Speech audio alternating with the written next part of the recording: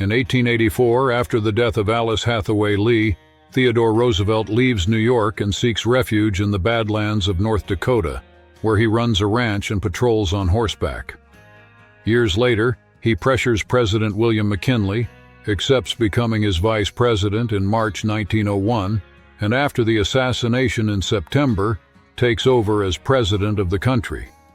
If you want to keep traveling through these snapshots of the West, from presidents and outlaws to native nations, wars, trains, and saloons, subscribe to the channel now. In 1901, while the Lakota Leader American horse passes through Billings, Montana, two young Cheyenne women stop under a pine tree. They wear cotton skirts and shawls. One straightens the other's clothes while her companion stares back at whoever is watching. In that moment, an official visit and the local routine blend together as politics brushes up against everyday life in the West. At the end of the 19th century, families scattered across the West lived far from safe routes and markets. When a traveler with a camera showed up, they turned the backyard into a stage. A sofa outdoors, tools lined up, harvest and animals in plain sight. The gesture was intentional, meant to record their presence, show progress, and pull their forgotten place onto the map. Ashishishi, a Crow Scout known as Curly, served in Custer's 7th Cavalry. On June 25, 1876, from the top of a hill in Montana, he watched the fight at Little Bighorn shift direction. When the line broke, he rode off to warn everyone. Custer was dead. The news spread through the forts and became a symbol of the height of the Plains Wars. On June 6, 1899, near Wilcox, Wyoming, bandits stop a Union Pacific train. They separate the locomotive and the express car, blow up the safe with dynamite, and take about $30,000. They flee on horseback, switching mounts along the way. The robbery is attributed to Butch Cassidy and the Wild Bunch, who disappear after weeks of failed searches. On April 8, 1905, in Canyon Diablo, Arizona Territory, officers remove the body of the outlaw John Shaw from his coffin after a shootout, prop him up against the fence in front of the saloon, hang a whiskey bottle in his hand, and pose smiling, a macabre record and a reminder that crime never ends well for any outlaw there yesterday or today. Around 1908, on the plains of southeastern Montana, a northern Cheyenne leader leads the Sundance. The community gathers in a circle while he shows red and black body paint and braided branches on his head. Fasting, singing, and withstanding the drums mark symbolic death, rebirth, and a pact of unity among his people. In Texas in 1908 at the Matador Ranch, the cowboy Harry Campbell was trimming the hair of the Canadian George Patullo, a reporter curious about cattle life. The haircut took place in a half-dug shelter, a typical line camp where cowboys rested. There, daily work and an outsider's gaze crossed paths and turned an ordinary day into a frontier story. At 13, Anna Emmeline McDoulet, known as Cattle Annie, plunged into crime in the Oklahoma Territory. Alongside Jenny Stevens, Little Britches, she handled a revolver and a carbine, stole horses, and passed the animals along. She traded whiskey with the Osage and Pawnee and supplied gangs with ammunition until she was captured by federal marshals in 1895. If you want to keep traveling through these snapshots of the West, from presidents and outlaws to native nations, wars, trains, and saloons, subscribe to the channel now. Around 1870, near the border, a Texas cowboy poses shoulder to shoulder with a man from the Great Plains, maybe Kiowa or Comanche. Spurs, a wide knife, a worked holster, and a revolver reveal his trade. In the portrait, respect and distrust share the frame, while each shows what sustains life in a tense and fragile West. In 1847, after losing his Flathead Nation wife, supposedly killed by a Crow warrior, John Liver-Eating Johnson swore he would hunt down the enemy. He crossed mountains, plains, and rivers, ambushing Crow groups on isolated trails. On the frontier, bodies and stories piled up, and his reputation claimed he took livers to terrify his rivals. Around 1904 in Jordan, eastern Montana, Bob Levitt's saloon served as a break between cattle work and dust. Cowboys leaned on the doorway, adjusted their spurs, and left their horses tied to the post. There, in a remote little town, the bar became an office, a spoken newspaper, and an arena for deciding the next game or deal where the law arrived slowly. In October 1862, just a few weeks after Antietam, Abraham Lincoln went to Sharpsburg to see the Union Army up close. Allen Pinkerton, the intelligence chief, and General John A. McClernand went with him. They walked through the camp under a heavy sky, checking morale, supplies, and debating what the next steps of the war should be. On December 29, 1890, at Wounded Knee Creek, South Dakota, the 7th Cavalry Regiment surrounded a Lakota camp to collect weapons, fearing the ghost dance. A shot from an unknown source sparked panic. Hotchkiss guns swept through the valley. In less than an hour, between 150 and 300 native people, many of them women and children, lay dead in the snow. In 1948, in the hills of Montana, the last veterans of Little Bighorn returned to the 1876 battlefield near the river to listen and remember. Lakota and Cheyenne told how the 7th Cavalry collapsed, pointing out positions and routes. Bill Grotha captured it all in photographs. He would die in 2020. There, different times crossed paths in their final telling. In 1907, in Western Canada, Samson Beaver of the Stoney Nakoda Nation meets Mary Sheffer, and, together with his wife Leah and daughter Frances Louise, draws from memory a map leading to Chaba Imne. Guided by that sketch, she reaches the lake, now Moline Lake, and documents it, showing how indigenous knowledge shapes boundaries and official maps there. In 1890, on the slopes of Oregon, streams of water cannons tear up the earth to free the gold hidden in the gravel. The mud runs down the valleys, smothers creeks, and covers the banks.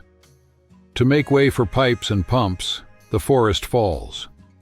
What's left are clearings, trunks, and sediments that reshape water flow, terrain, and the routines of nearby towns for decades. In 1869, a Western Shoshone man stops on the edge of a cliff and watches the newly laid tracks cross the desert. Down below, the Humboldt River curves around rocks and disappears into the canyon near Carlin, while the final junction at Promontory Summit brings profit and haste to tribal lands. The train passes, and the country rushes after it, restless. In 1910, in Mercer County, West Virginia, conversations after church and at the market counter always turn back to two brothers who, 50 years earlier, chose opposite sides in the Civil War. One wore Confederate gray, the other Union blue. Life went on, but the town keeps asking the same question. What splits a home in half? Skagway, 1898.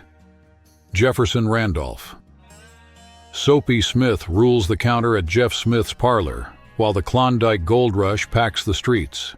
He runs rigged raffles, shell games, and the telegraph scam, keeps his gang on a short leash, buys off authorities, and turns the town into his own business, where prospectors become easy prey. New Mexico Territory, 1908.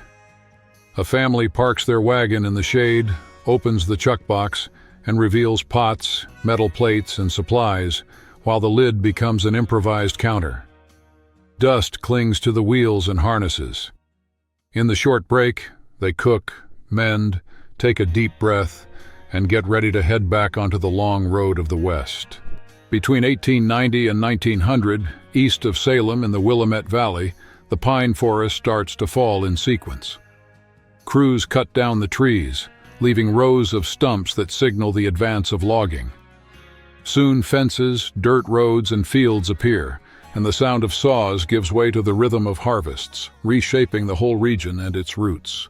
Around 1905, near Dodge City, the workday on a small farm pauses. The Price family lines up in front of the wooden house. On the left, Bill Cope balances a puppy on a bicycle frame. Wearing wide hats, everyone takes a moment to look at the new invention, wanting to record that time was turning a page. In 1910, in Sheridan, Wyoming, a man crosses the street riding a moose. It's not a show for onlookers. Farms in the northern U.S. train the animal to pull sleds and serve as a mount. The scene captures a West still in the making, where work and experimentation cleared the way before any firm rules in towns that were still inventing themselves. In 1890s Idaho, the counter at Jackson's Bar displays a rifle in plain sight. More than decoration, it's a warning about who's in charge of that place. With the sheriff far away and the law slow, the business arms itself like a small fort. The calm inside the saloon comes from that message. Deals are made here, but without provocation, each person guarding the space, honor, and money they believe they have. When the peace was signed, the end of the war existed only on paper. In northern Texas, former Confederate veterans turned into armed bands, robbing roads and attacking formerly enslaved people and Unionists. The old front line became open guerrilla warfare, while the law, too late, tried to contain the violence that erupted in Sherman and the surrounding areas. An Aaninan woman looks at the world with the steady calm of someone who carries a name forged in resistance, takes a prisoner blackbird. At Fort Belknap in the northern Great Plains, she and her people lived for decades under federal supervision, but kept speaking their language, rebuilding rituals and family ties to keep their tradition alive to this day. Around 1885, on a clear morning, two women in long skirts stop on the main street of Helena, Montana territory. They talk about prices or news from the post office, while the wooden shops lift their doors, counters are straightened, wagons head to the mines, dust rises, horseshoes mark the pace, and a mail carrier runs to complete his route. In 1885, at Fort Whipple near Prescott, Arizona territory, a soldier from the 10th Cavalry marches alongside 3 Apache scouts. The group moves along steep trails, reads tracks, escorts routes, and takes part in the campaigns of the Southwest, in a setting where every alliance or clue can redraw the unstable map of the frontier. In 1886, in the Loup River Valley in Nebraska, a couple and their 3 children build a plank cabin by the water. Their days are split between wheat and cattle as they face drought, flood, and a silence broken only by the wind. Far from the railroad and with rare mail service, they survive by trading supplies and betting on the next harvest. In 1892, Creede, Colorado, was boiling with the silver rush. The main street was still packed dirt, with wagons creaking slowly along. On each side, wooden storefronts opened their doors at dawn, while the post office sign guided newcomers and telegraph poles followed the valley, marking a town that had grown way too fast. If you want to keep traveling through these snapshots of the West, from presidents and outlaws to native nations, wars, trains, and saloons, subscribe to the channel now. In 1905, Orland Osgood put up a saloon in what would later become Carter County, Montana. People drank there, played cards, and rested in rough wooden beds. Cowboys, miners, and travelers passing through in wagons toward the southeast stopped to trade cattle, settle credit, and swap stories, turning the building into a hub for the whole region. From 1905 to 1912, Irwin E. Smith traveled through Texas, New Mexico, and Arizona with glass plates, capturing the last years of the open range.